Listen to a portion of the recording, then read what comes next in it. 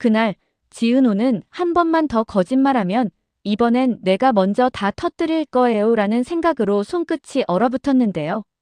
지은호는 원래 협박 같은 건 할 사람이 아니었습니다. 지은호는 집안의 가장으로 버티면서도 끝까지 정면으로 가는 사람이었거든요. 그런데 이지혁의 심장이 시안을 향해 가고 있다는 걸 알게 된 뒤로 지은호는 스스로가 낯설어졌습니다. 마음이 깨끗한 사람도 절박해지면 더러운 선택을 떠올리게 되더라고요. 지은호는 그게 너무 싫었는데도 그날만큼은 싫다라는 감정이 살려야 한다라는 감정에 눌려버렸습니다. 지은호는 이미 눈치채고 있었습니다. 이지혁이 갑자기 차가워진 이유가 단순한 공적, 사적 구분이 아니라는 걸요. 이지혁이 유부초밥을 싫어한다며 거짓말을 했던 순간부터 지은호는 확신에 가까웠습니다. 이지혁은 자신이 흔들릴까봐, 아니면 누군가가 흔들릴까봐 일부러 사랑을 밀어내고 있다는 걸요. 지은호는 이지혁이 대표방에 혼자 들어가 울었다는 얘기를 들었을 때 가슴이 쿵 내려앉았습니다. 이 사람은 나를 싫어해서가 아니라 살려고, 아니 살아서 남길 사람들을 덜 아프게 하려고 나를 끊어내는구나. 그런데 문제는 이지혁이 살려고 하는 방식이 사실은 포기하려고 하는 방식에 더 가까워 보였다는 겁니다. 이지혁은 박성재에게까지 나 잘 죽을 수 있게 도와줘라는 말을 했고 그 말 속엔 체념이 깊게 박혀 있었어요. 지은호는 그 체념이 무서웠습니다. 체념은 눈물보다도 더 조용하게 사람을 보내버리거든요. 지은호는 병원 로비에서 한참을 서성이며 마음을 다잡았습니다.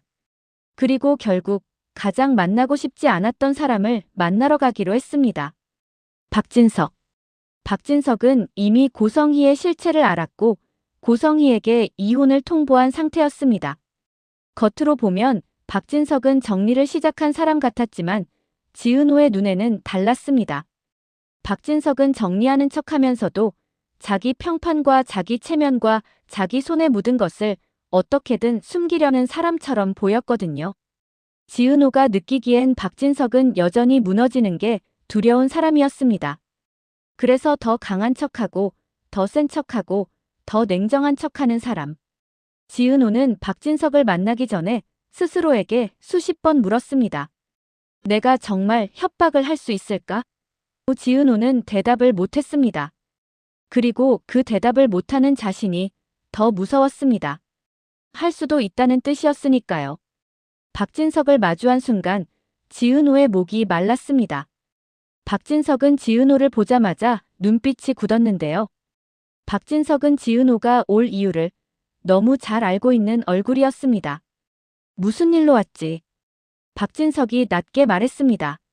지은호는 인사도 없이 바로 본론으로 들어갔습니다. 지은호는 그날 우회로를 택할 여유가 없었습니다.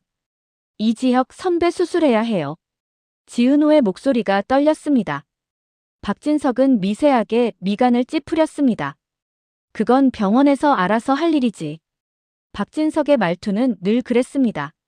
자기와 관련 없는 일로 선을 그어버리는 말투.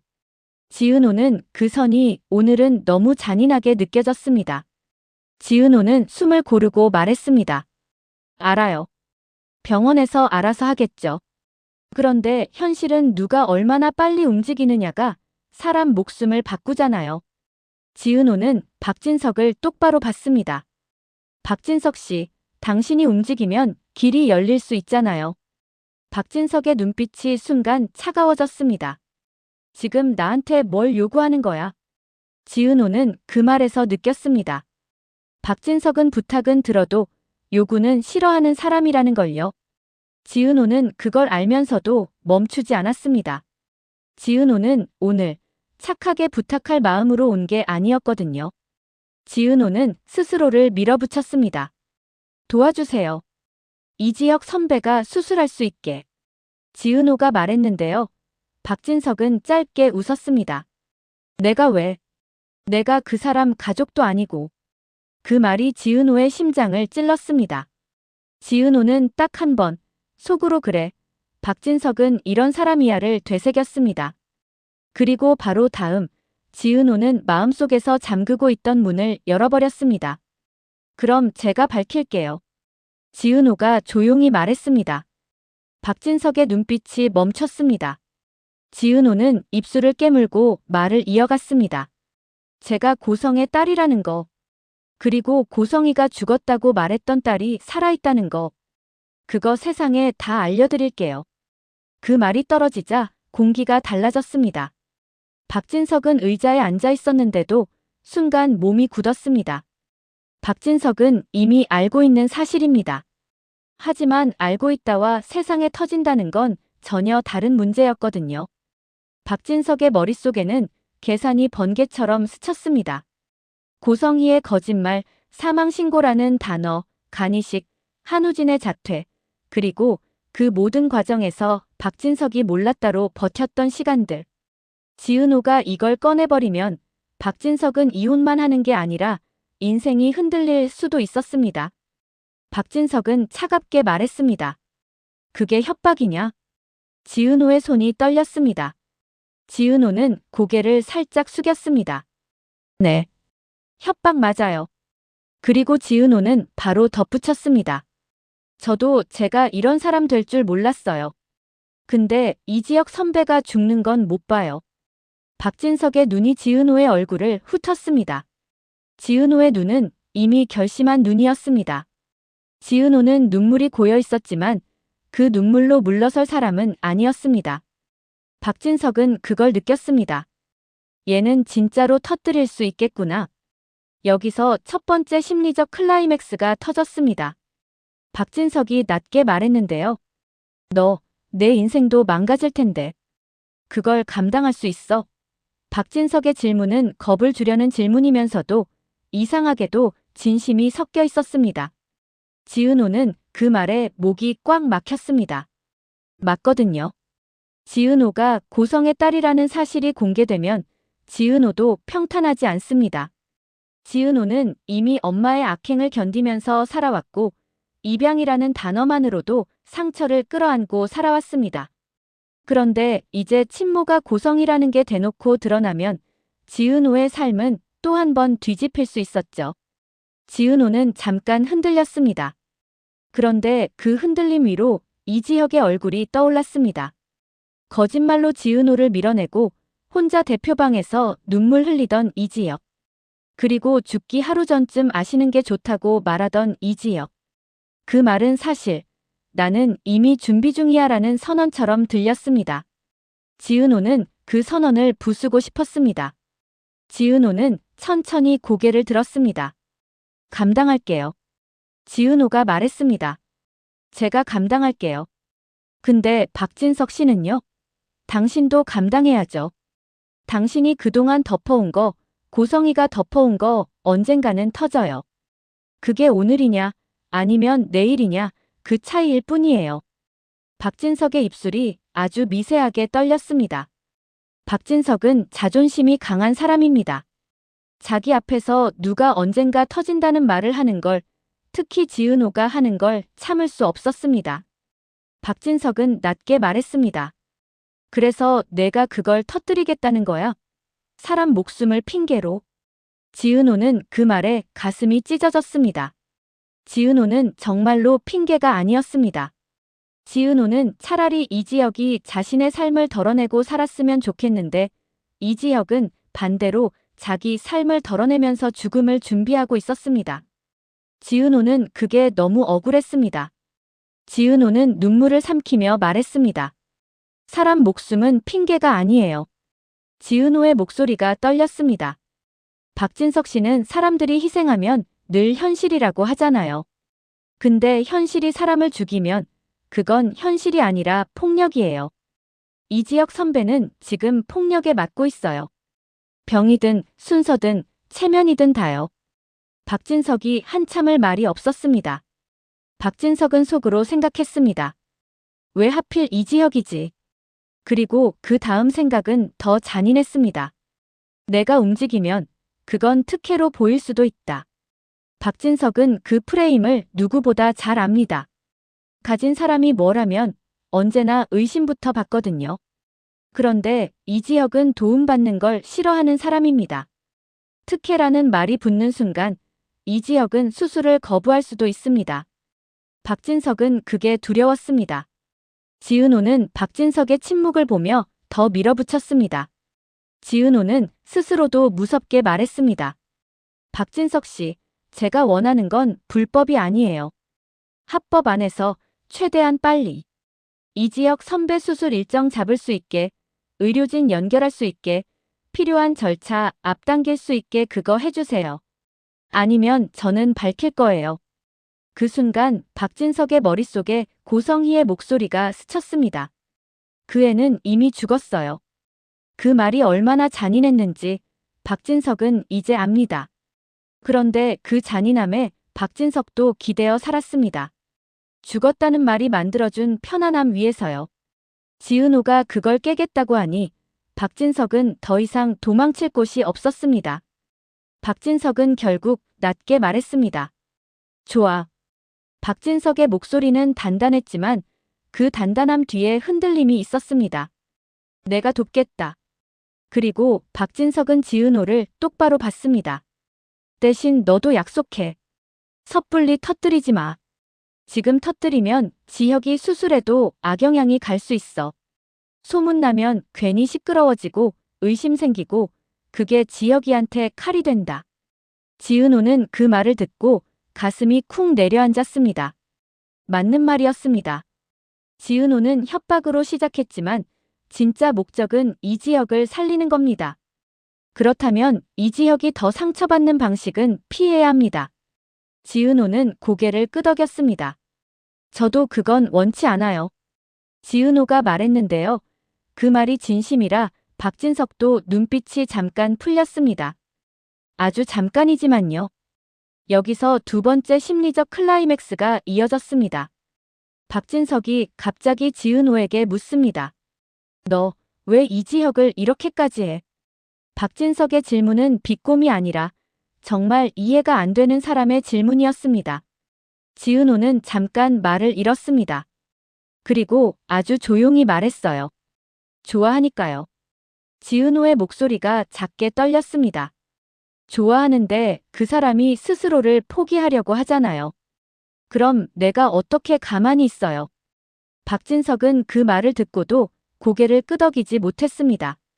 박진석에게 사랑은 늘 거래처럼 다가왔거든요.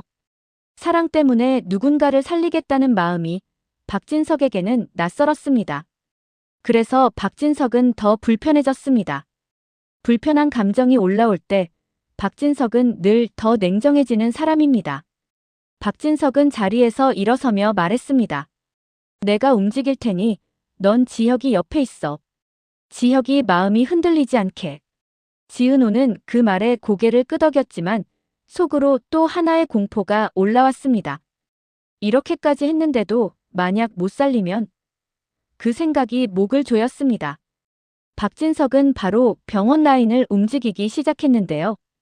여기서 중요한 건 박성재와 이지혁이 같은 회사에 다니지 않는다는 점입니다. 그래서 박진석은 회사 라인이 아니라 외부 연결과 의료 네트워크로 접근했습니다. 박진석은 일정 조율, 진료팀 확보, 수술 전 정밀검사 프로세스를 최대한 빠르게 재배치했습니다. 겉으로는 가능한 절차를 당기는 것이지만 그 안에는 박진석이 가진 영향력이 작게라도 스며들 수밖에 없었습니다. 박진석은 그게 불편했지만 동시에 멈출 수가 없었습니다. 그 과정에서 이상철이 등장합니다. 이상철은 이미 아들의 병을 들었고 누군가를 찾아가 사정해야 한다는 절박함을 안고 있는 사람이었죠. 그런데 이상철은 박진석을 믿지 못합니다. 박진석과 이상철은 선후배 관계도 아니고 서로를 편하게 부를 관계도 아닙니다. 더군다나 두 사람은 박성재 이수빈 연애 반대 문제로 서로 날이 서 있던 상태입니다. 그래서 이상철이 박진석에게 고개 숙이는 장면은 이상철 자신에게도 치욕처럼 느껴졌습니다. 이상철은 결국 박진석을 찾아가 말합니다. 박진석 씨, 우리 지혁이 제발 도와줘요. 이상철의 목소리가 갈라졌습니다. 이상철은 이 말을 하면서도 속으로 내가 지금 뭘 하고 있냐는 생각이 들었지만 그 생각을 삼켰습니다. 삼키지 않으면 이지혁이 죽을 수도 있으니까요. 박진석은 이상철을 보자마자 알았습니다. 이 남자는 지금 자존심을 들고 온 게 아니라 아들의 목숨을 들고 왔다는 걸요. 박진석은 낮게 말했습니다. 도울 겁니다. 이미 움직이고 있습니다. 이상철의 눈이 흔들렸습니다. 이미. 이상철은 그 말에 희망이 올라오면서도 동시에 의심이 올라왔습니다. 대체 왜요? 이상철이 물었는데요. 박진석은 대답을 미루었습니다. 지은호가 떠오르기도 했고 협박이라는 단어가 떠오르기도 했거든요. 박진석은 그걸 이상철에게 말할 수 없습니다. 말하는 순간 이지혁 주변이 더 흔들릴 수 있으니까요.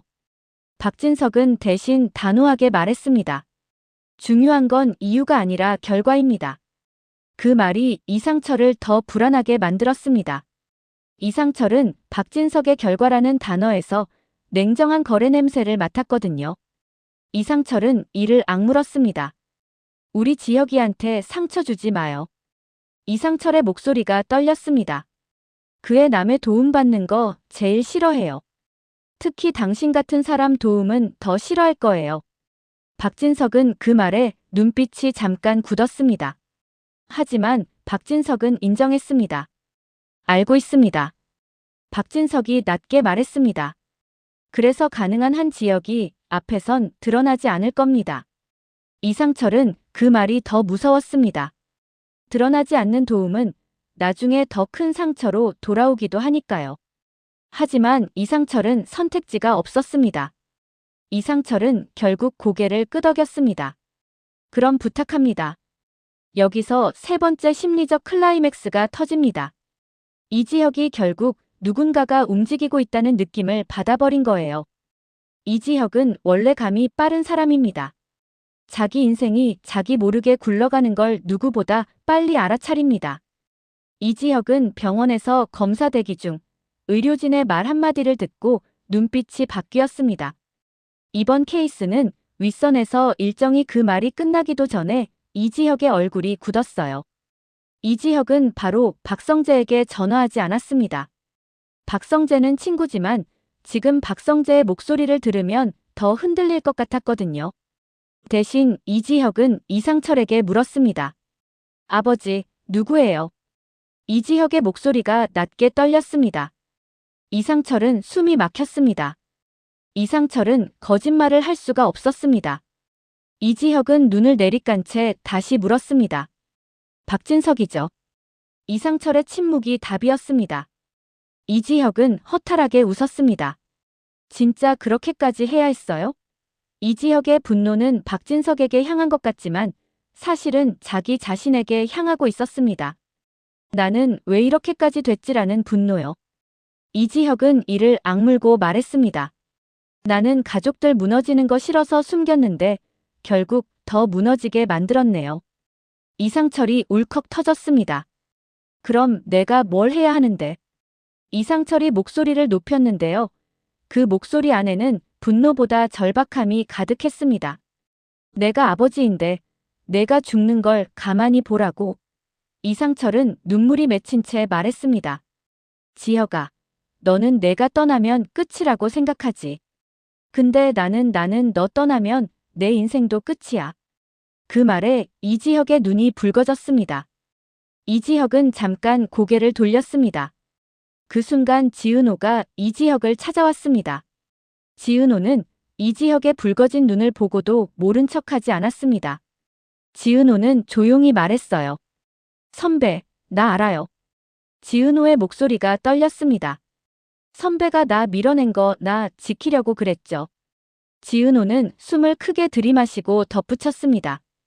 근데 이제는 선배가 나를 지키는 게 아니라 선배가 살아야 내가 지켜져요. 이지혁은 그 말에 무너질 것 같아서 오히려 더 담담한 척 했습니다. 너까지 왜 이래? 지은호는 고개를 저었습니다. 나도 무서워요. 지은호는 솔직하게 말했습니다. 근데 무섭다고 선배가 혼자 죽을 준비하는 거, 그건 더 무서워요. 이지혁은 그제야 아주 작게 말했습니다. 나 겁나. 그 한마디가 조용히 떨어졌는데요. 그 한마디가 이상철의 심장도 지은호의 심장도 한 번에 내려앉게 만들었습니다. 이지혁은 겁나다는 말을 하지 않는 사람이었거든요. 이지혁이 그 말을 했다는 건 이제 진짜로 버티는 선이 끝에 닿았다는 뜻이었습니다. 그때 박진석이 움직였던 수술 일정이 최종으로 확정됩니다. 박진석은 이상철에게 짧게 통보했습니다. 수술 일정 잡혔습니다. 검사 진행하고 바로 들어갑니다. 이상철은 그 말을 듣고도 기뻐서 웃지 못했습니다. 이상철은 너무 무서웠거든요. 정말 가능해요? 이상철이 물었는데요. 박진석은 단호하게 말했습니다. 가능하게 만들 겁니다. 지은호는 그 소식을 듣고도 마음이 편해지지 않았습니다. 지은호는 박진석이 움직인 이유가 선의가 아니라는 걸 알고 있었으니까요. 지은호는 자신이 협박을 했다는 사실이 가슴에 걸렸습니다. 내가 사람을 살리려고 사람을 협박했네. 지은호는 그 생각이 너무 싫었는데요. 그럼에도 지은호는 스스로에게 말했습니다. 그래도 살려야 해. 수술 전날 지은호는 박진석에게 다시 연락합니다. 지은호는 낮은 목소리로 말했습니다. 박진석 씨, 약속 지켜주세요. 합법 안에서, 그리고 이지혁 선배가 상처 안 받게. 박진석은 잠깐 침묵하다가 말했습니다. 나도 그게 목표다. 박진석의 목소리가 흔들렸습니다. 그리고 내가 오늘 나한테 한 협박, 나는 잊지 않을 거다. 지은호의 가슴이 철렁했습니다. 박진석이 이어서 말했는데요. 그 협박이 나쁘다는 뜻이 아니다. 그만큼 절박했다는 거겠지. 박진석은 낮게 덧붙였습니다. 근데 그 절박함이 나를 움직이게 했다. 지은호는 그 말에 눈물이 차올랐습니다. 지은호는 웃지 못하고 말했습니다. 움직여준 거 감사합니다. 라고 말해야 하는데 그 말이 안 나와요. 박진석은 짧게 말했습니다. 안 해도 된다. 수술 당일 이상철은 복도에서 손을 비비며 서 있었습니다. 이지혁은 수술복을 입고도 담담한 척 했는데요. 이상철은 그 담담함이 너무 무서웠습니다. 담담함은 포기랑 닮아 있으니까요. 지은호는 이지혁 손을 잡았습니다. 선배, 나 여기 있어요. 이지혁은 손을 꽉 잡았다가 잠깐 놓았다가 다시 잡았습니다. 그 작은 동작이 지은호에겐 약속처럼 느껴졌습니다. 살아보겠다는 약속. 박진석은 멀리서 그 장면을 보고 있었습니다. 박진석은 이상철과 눈이 마주치자 고개를 아주 작게 끄덕였습니다. 그 끄덕임에는 내가 끝까지 책임진다는 의미가 담겨 있었는데요. 이상철은 그걸 믿고 싶지 않으면서도 믿을 수밖에 없었습니다. 믿지 않으면 견딜 수가 없으니까요. 수술실 문이 닫히는 순간 지은호는 속으로 중얼거렸습니다. 내가 협박까지 했는데 제발 살아. 이상철은 의자에 앉지도 못하고 서서 울음을 삼켰습니다. 박진석은 표정이 없었지만 손끝이 떨렸습니다. 박진석은 그 떨림이 낯설었습니다. 사람의 목숨 앞에서 자신이 이렇게 흔들리는 걸 박진석은 익숙해하고 싶지 않았거든요. 흔들리면 약해지니까요. 그런데 그날만큼은 박진석도 알았습니다. 약해지는 게 아니라 사람이 되는 순간이기도 하다는 걸요. 그리고 문이 열릴 듯 말 듯한 시간이 지나갈수록 지은호의 협박은 또 다른 의미로 바뀌기 시작합니다. 내가 터뜨리겠다가 아니라 나도 같이 감당하겠다로요. 지은호는 깨달았습니다. 이지혁이 살면 자신의 삶도 또 한 번 뒤집힐 수 있다는 걸. 고성이라는 이름은 아직도 지은호의 목에 걸린 칼이니까요. 그런데도 지은호는 더 이상 도망치고 싶지 않았습니다. 이지혁이 도망치지 않기로 했으니까요. 수술실 문 앞에서 시간은 계속 흐르고 누군가의 인생이 조용히 갈라지는 소리가 들리는 것 같았는데요. 그때 박진석의 휴대폰에 짧은 메시지가 하나 더 뜹니다. 고성애 쪽 움직임 있습니다. 박진석의 눈빛이 차갑게 굳었습니다. 역시 아직 끝이 아니구나. 박진석은 속으로 중얼거렸습니다. 이지혁 수술을 도와주는 건 오늘이 끝이 아니라 이제 시작일지도 모른다고요. 지은호의 협박이 불씨였다면 고성희의 움직임은 폭발이 될 수 있으니까요. 그 순간 이상철은 아무것도 모르고 그저 문만 바라봤습니다. 지은호는 손을 꽉 쥐었고 박진석은 조용히 결심했습니다. 이지혁이 살 수만 있다면, 그리고 그 과정에서 누군가가 그 목숨을 거래로 만들려 한다면 박진석은 이번만큼은 끝까지 막아내겠다고요. 문이 열립니다. 그리고 의료진이 나오는 순간 이상철의 눈빛은 딱 한마디만 묻고 있었습니다. 살았나요? 그 대답이 무엇인지 지금은 아직 말하지 않겠습니다. 왜냐하면 이 대답 하나가 끝이 아니라 다음 이야기의 시작이 될 테니까요. 지은호의 협박은 사라지지 않았고 박진석의 책임도 끝나지 않았고 고성희의 칼끝도 아직 어디를 향하는지 확실하지 않거든요. 그리고 이지혁이 살아 돌아온다면 그때부터는 또 다른 전쟁이 시작될지도 모릅니다. 사랑과 죄책감, 체면과 진실이 한꺼번에 터지는 전쟁이요. 과연 다음 이야기는 어떻게 전개될까요?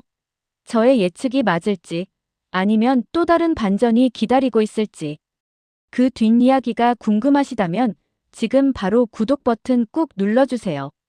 좋아요와 알림 설정은 다음 영상을 만드는 큰 힘이 됩니다.